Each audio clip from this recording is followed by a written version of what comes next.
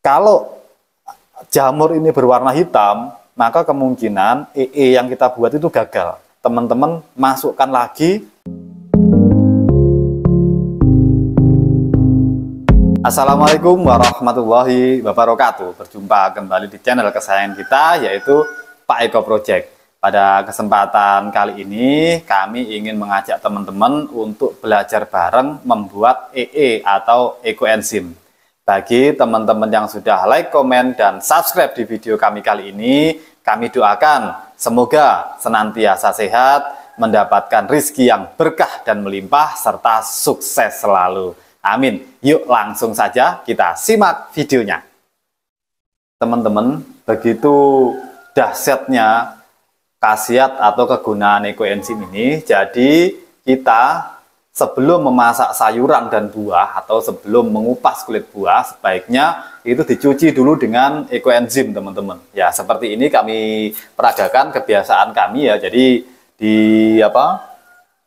disiapkan dulu airnya. Setelah itu EE-nya dimasukkan aja secukupnya ya. Ini EE dari buah nanas ini, teman-teman ya. Jadi kalau teman-teman ingin membuat EE ini wangi, itu lebih bagusnya dominan di buah, teman-teman ya. Ada beberapa buah sebenarnya, teman-teman, yang kami baca di beberapa jurnal, itu ada buah-buahan yang banyak mengandung enzim, seperti halnya nanas, pepaya. Ini kebetulan saja di rumah kami ini mau disajikan karena mau ada tamu, teman-teman ya. Jadi persiapan buah-buahan, dan eman kalau kulitnya dibuang begitu saja. Jadi kami manfaatkan untuk membuat ekoenzim. Dan juga semangka. Dan kalau teman-teman mengetahui mengkudu atau pace, itu juga banyak mengandung enzim, teman-teman ya. Selain itu juga nangka, alpukat, itu juga banyak mengandung enzim. Jadi walaupun demikian, buah-buahan yang lain itu juga bisa digunakan untuk ekoenzim. Yaitu tadi harus buahnya lebih banyak kalau ingin baunya wangi ya. Terus ada unsur buah jeruk juga, teman-teman. Kalau ini aromanya nanti juga akan lebih kuat ya di ekoenzimnya kalau dicampuri dengan kulit jeruk seperti ini. Jadi setelah ini dicampur ekoenzim di sini ya, setelah itu sayuran buah bisa dimasukkan ke sini supaya ini untuk untuk mengurangi risiko pestisida, fungisida kimia yang masih menempel, ataupun juga radikal bebas dari debu-debu, karena kemungkinan ini juga dijual di pinggir jalan. Kami beli di pinggir jalan seperti nanas seperti ini ya. Itu banyak debu yang menempel, jadi kita lebih waspada saja dengan direndam dengan ekoenzim ini, akan kita lebih aman untuk dikonsumsi ya. Jadi ini nanti kulitnya akan kami gunakan sebagai bahan ekoenzim. Jadi ini sudah kami rendam dengan ekoenzim ya, kemungkinan akan lebih bagus ya, lebih steril ya, seperti ini. Ini biasanya kami tidak perlu waktu lama, teman-teman. Seperti ini cukup 5 menit saja sudah cukup untuk merendam seperti ini ya. Oh ya, teman-teman, dan air bekas rendaman ini nanti teman-teman bisa langsung tuangkan aja di wastafel, karena ini juga sangat bermanfaat untuk mengurai atau menjaga kualitas air kita dalam dalam selokan ya, dalam got nanti ya, karena ini juga ada enzim-enzimnya. Daripada dibuang ke tanah, lebih baik disiramkan aja ke wastafel, nanti kan masuk ke got atau selekan atau penampungan penampungan air kita ya, seperti itu ya. Seperti ini kita biarkan aja dulu 5 menit, teman-teman ya.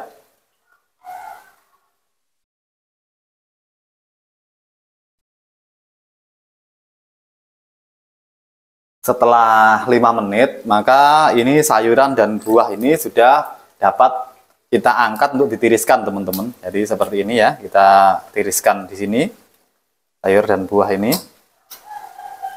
Jadi ini kebiasaan di rumah kami seperti ini, teman-teman. Jadinya sebelum sebelum diolah atau sebelum dikupas, ini sudah rendam dengan ekoenzim seperti ini.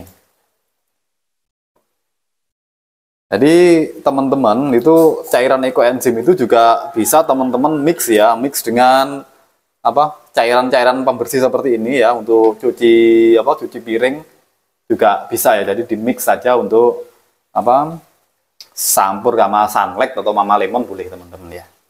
Ini dimasukkan di sini untuk ditiriskan. Nanti setelah ditiriskan baru dikupas. Nanti setelah dikupas nanti limbah kupasannya berupa kulitnya bisa kita manfaatkan untuk bahan pembuatan ekoenzim. Jadi ini merupakan cara pengolahan limbah ala kami ya. Jadi di channel kami ini sudah sering kami buatkan video untuk mengolah limbah rumah tangga atau limbah organik untuk menjadi pupuk dan lain sebagainya. Jadi walaupun cara sederhana ini tidak mampu untuk menyelamatkan dunia, paling tidak kita sudah berusaha dari keluarga kita manfaatkan limbah untuk membuat sesuatu yang lebih berguna teman-teman ya. Jadi ini adalah air bekas rendaman buah dengan EE tadi teman-teman. Ini bisa teman-teman buang langsung seperti ini aja. Ini nanti langsung masuk ke penampungan yang akan menjaga kualitas air yang ada di penampungan teman-teman. Ya, seperti ini. Langsung dibuang ini aja.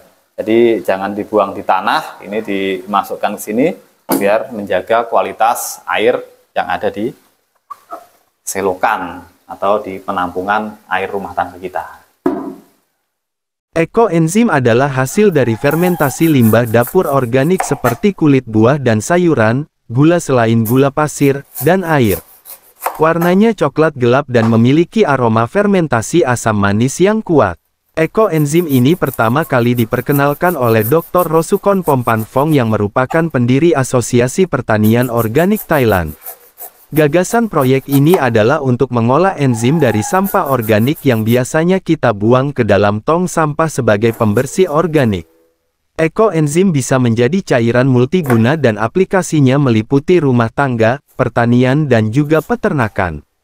Pada dasarnya, ekoenzim mempercepat reaksi biokimia di alam untuk menghasilkan enzim yang berguna menggunakan sampah buah atau sayuran. Enzim dari sampah ini adalah salah satu cara pengolahan sampah yang memanfaatkan sisa-sisa dapur untuk sesuatu yang sangat bermanfaat. Cairan ini bisa menjadi pembersih rumah, maupun sebagai pupuk alami dan pestisida yang efektif, mengobati tanah dan juga membersihkan air yang tercemar. Selain itu bisa juga ditambahkan ke produk pembersih rumah tangga seperti sampo, pencuci piring, deterjen, dan lain-lain. Ekoenzim tidak memiliki masa kadaluarsa. Untuk penyimpanan sebaiknya tidak disimpan dalam kulkas. Setelah itu seperti ini teman-teman. Sisa kulitnya dipotong-potong seperti ini supaya nanti waktu memasukkan ke toplesnya lebih mudah ya. Jadi seperti ini biar memudahkan dalam memasukkan limbah buah ini ke dalam toples. Teman-teman, dalam pembuatan ekoenzim ini kita memerlukan waktu selama 3 bulan teman-teman. Namun lebih bagus lagi kalau dipanen di usia 6 bulan teman-teman. Jadi seperti ini. Dalam pembuatan ekoenzim ini melewati 3 fase teman-teman. Jadi 1 bulan pertama itu adalah fase fermentasi. Jadi yang keluar di situ adalah alkohol. Dan di bulan kedua itu yang keluar di situ adalah menjadi cuka. Dan di bulan ketiga lah ini yang menjadi enzim. Jadi buah-buahan bercampur dengan bahan ini akan menjadi enzim di bulan ketiga. Jadi di saat bulan pertama ini alkohol ini adalah timbul gas teman-teman. Jadi biasanya kami dalam pembuatan ini setiap hari itu dibuka. Jadi waktu minggu pertama itu setiap hari dibuka untuk mengeluarkan gas. Nanti di minggu kedua dan ketiga itu gas sudah mulai berkurang. Jadi kami membuka tutup ini 2 hari sekali dibuka. Setelah itu di minggu keempat atau minggu kelima biasanya itu akan ditutup rapat. Jadi teman-teman menggunakan toples ini toples apa aja, yang penting bisa kedap ya, kedap udara. Jadi pada waktu proses menjadi cuka dan menjadi enzim ini nanti bisa ditutup rapat. Dan sebaiknya teman-teman menggunakan toples plastik seperti ini untuk menghindari meledak teman-teman ya. Jadi kalau pas gasnya banyak, kalau toplesnya menggunakan toples kaca itu dikhawatirkan nanti meledak. Dan sebelum kita persiapan alat dan bahannya, ini kami perlihatkan dulu seperti ini teman-teman. Nah, ini seperti ini. Ini berjalan ke minggu kedua ini teman-teman. Nah, sisa-sisa sampah organiknya seperti ini. Ini juga sayur dan buah juga, ada lemon juga. Jadi ini ada putih-putih, ini kemungkinan ada jamur teman-teman. Dan seperti ini adalah normal. Tapi kalau jamur ini berwarna hitam, maka kemungkinan EE yang kita buat itu gagal. Apakah sudah tidak digunakan? Nanti dulu. Jadi teman-teman kalau ada warna hitam di sini, jamurnya berwarna hitam, teman-teman masukkan lagi cairan gula atau gula yang sudah dicairkan, dimasukkan lagi sebanyak formulasi awal teman-teman. Jadi seperti ini ada buah yang belum tenggelam, ini bisa dibantu tenggelamkan seperti ini teman-teman. Ini berbuih seperti ini, apa-apa. Ini jadi dibantu menenggelamkan gini, atau waktu membuka itu diudek atau diaduk seperti ini nggak apa-apa. Nah ini baunya sudah tercium, ini bau wangi teman-teman ya. Bau buah, khas buah wangi ya, seperti ini. Nah, ini bisa ditutup lagi seperti ini. Nah, sekarang ini kami singkirkan dulu teman-teman ya. Nah, di situ sekarang kita persiapan alat dan bahan yang diperlukan dalam pembuatan ekoenzim ini. Yang pertama tentu saja toples. Toples ini teman-teman dapat menggunakan toples apa aja, yang penting ada tutupnya. Diusahakan toplesnya adalah toples yang kedap. Seperti yang kami utarakan di depan tadi, sebaiknya menggunakan toples plastik, bukan toples kaca. Yang kalau ini seperti ini. Nah, dia ada sealnya seperti ini. Jadi waktu ditutup bisa kedap. Karena ini adalah toples kerupuk teman-teman ya. Teman-teman bisa menggunakan toples yang bulat atau toples kotak seperti ini. Kalau kami lebih senang pakai toples kotak seperti ini, karena untuk dalam pembuatan ini bahan-bahannya itu ada rumusnya teman-teman, yaitu 10-3-1. 10 di sini adalah air. Air yang digunakan teman-teman bisa menggunakan air hujan, bisa air sumur, bisa. Apabila teman-teman menggunakan air PDAM, sebaiknya diendapkan dulu selama 24 jam biar kaporitnya itu bisa mengendap teman-teman. Jadi yang diambil yang di atas ya. Nah, untuk selanjutnya, bahan selanjutnya adalah ini adalah gula. Gula yang sudah dicairkan. Sebaiknya teman-teman menggunakan gula yang masih asli. Baik itu, maksud kami gula merah teman-teman ya. Bisa menggunakan gula merah, entah itu gula tebu atau gula dari aren bisa, atau molase juga bisa. Molase juga bisa. Hindari menggunakan gula putih atau gula pasir teman-teman ya. Itu kalau kami ya, versi kami seperti itu. Dan selanjutnya adalah bahan. Ini adalah sisa-sisa buah yang tadi ya. Ini adalah ada semangka, ada jeruk dan lain sebagainya, juga ada sisa kulit-kulit sayuran yang kami kumpulkan teman-teman ya. Usahakan dalam pemilihan ini adalah yang masih segar, jadinya habis dikupas langsung digunakan untuk bahan EE. Ya. Bisa dipahami teman-teman ya. Dan kalau ada di situ ada yang jamuran atau ada yang busuk, sebaiknya dibuang. Jadi yang dipakai adalah yang segar. Ya. Jadi 10 bagian air, 3 bagian organik, dan 1 gula yang sudah dicairkan. Nah, sekarang bagaimana cara untuk menentukan 10-3-1 itu bagaimana? Nah, ini sebenarnya kalau kami biasanya itu juga kami meteran seperti ini teman-teman ya. Jadi kami ukur, kami bagi 10 bagian air, 1 bagian gula, dan 3 bagian sampah atau bahan organik tadi. Namun ini ada ilmu baru yang diajarin oleh teman kami ya. Semoga ini teman kami mendapat berkah dari ilmu yang diajarkan juga kepada kami. Ini lebih simpel lagi teman-teman. Jadi cukup seperti ini. Ya, ini di anunya dibuat garis seperti ini. Nanti di sini kan, tepat di sini ini yang kita gunakan. Jadi ini ditekuk seperti ini. Ini lebih simpel lagi. Ini yang diajarkan oleh teman kami. Karena pas sharing-sharing pembuatan ekoenzim, ternyata beliaunya memiliki cara yang lebih mudah untuk dipraktekkan. Nah, ini panjangnya toples gitu ya. Kita potong, kita buang. Nah, selanjutnya ini kan panjangnya ini teman-teman ya. Hanya ini dilipat seperti ini. Dulu-dulu tidak pernah sampai pakai seperti ini ya, jadi kami hitung meteran manual, berhubung ini ada ilmu yang diajarkan kepada kami dan akan kami terapkan dan kami bagikan kepada teman-teman subscriber dan viewer setia di channel kesayangan kita ini, yaitu Pak Eko Project. Jadi setelah seperti ini teman-teman, ini bisa dibuka.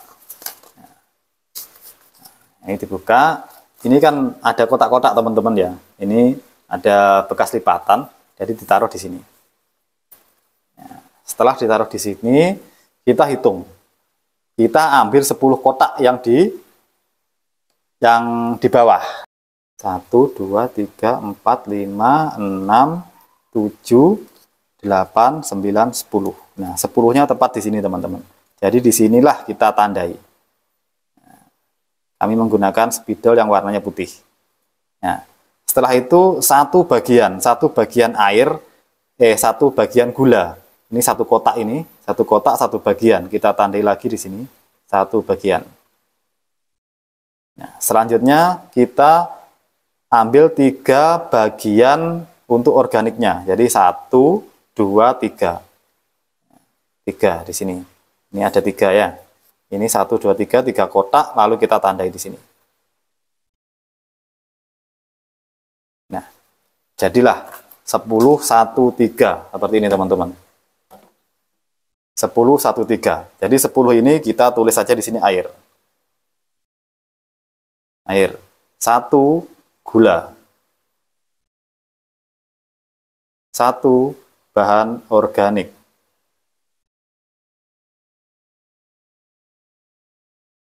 Nah, pertanyaannya kok ada sisa? 10, 1, 3 ada sisa. Nah, sisa ini adalah udara teman-teman. Karena fermentasi ini akan mengeluarkan gas karena di bulan pertama itu mengeluarkan alkohol ya. Jadi ini disisakan segini ini untuk bernafas. Ini adalah gas di sini. Jadi ketika nanti kita buka seperti ini, gasnya bisa keluar. Nah, seperti itu teman-teman ya. Jadi ini sudah jadi 10, 1, 3 perbandingannya. Setelah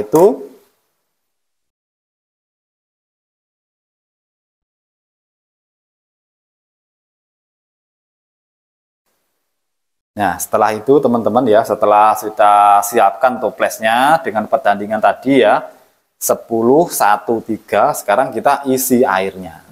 Kita menggunakan langsung aja air keran.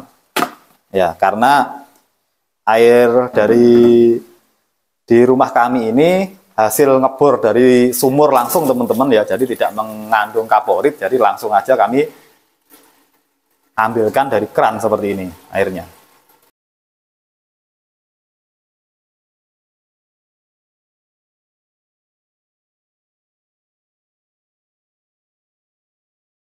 Ini sudah kita masuki air di 10 bagian bawah teman-teman ya.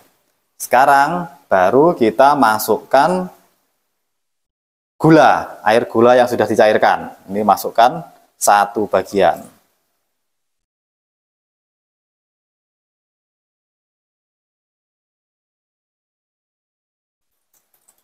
Sudah masuk 1 bagian gula. Sekarang kita masukkan sampah organiknya teman-teman. Oh ya, satu lagi, kalau teman-teman ada kulit jeruk teman-teman, ini juga bisa membuat cairan ini akan berbau wangi. Kalau teman-teman menanam mint juga bisa dimasukkan mint ya, daun mint ya, beberapa saja untuk menambah aroma. Nah seperti ini baru kita masukkan di 3 bagian.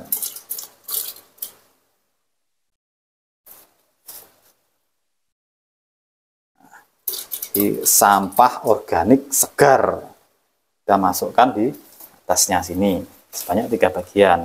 Apakah ini harus langsung 3 bagian? Nah ini ada pertanyaan juga, karena kita rumah tangga teman-teman ya, belum tentu kalau langsung dapat bagian 3 bagian seperti ini. Teman-teman bisa mencicil, jadinya tidak harus satu kali itu masuk semua seperti ini, nggak apa-apa.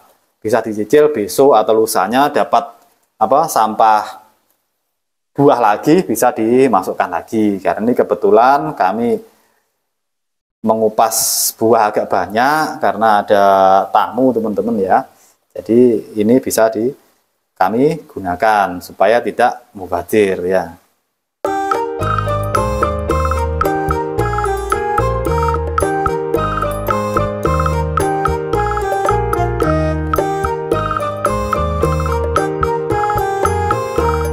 Seperti ini teman-teman. Selanjutnya kita tutup di atasnya. Nah, kita tutup, besok kita buka lagi. Itu kalau versi kami seperti itu. Dan ini ditunggu sampai 3 bulan baru dapat dimanfaatkan, atau lebih bagusnya lagi kalau dipanen di usia 6 bulan. Jadi benar-benar enzimnya itu sudah matang teman-teman ya. Di 6 bulan itu enzimnya matang. Nanti bisa teman-teman saring, terus dimasukkan ke dalam toples. Nah toplesnya itu disimpan. Setiap saat memerlukan untuk mencuci buah, sayur, ataupun untuk cuci piring dicampur dengan deterjen, dapat teman-teman gunakan dari cairan istimewa ini, yaitu Eco Enzim dari sampah dapur atau dari kulit buah teman-teman ya. Lokasi penyimpanan Eco Enzim sebaiknya 1. Tidak terkena sinar matahari langsung. 2. Memiliki sirkulasi udara yang baik. 3. Jauh dari Wi-Fi, WC, tong sampah, tempat pembakaran sampah dan bahan kimia. Demikianlah proses pembuatan Eco Enzim versi kami. Semoga ilmu yang kami bagikan melalui video kami kali ini dapat bermanfaat dan menginspirasi kita semua. Jangan lupa terus ikuti, pantau, serta dukung channel kami, Pak Eko Project, supaya terus berkembang dengan cara like, komen, subscribe, serta share video kami sebanyak-banyaknya untuk menjangkau manfaat yang lebih luas. Sampai jumpa di video-video inspiratif dari kami selanjutnya. Petani muda, mari berkarya. Assalamualaikum warahmatullahi wabarakatuh.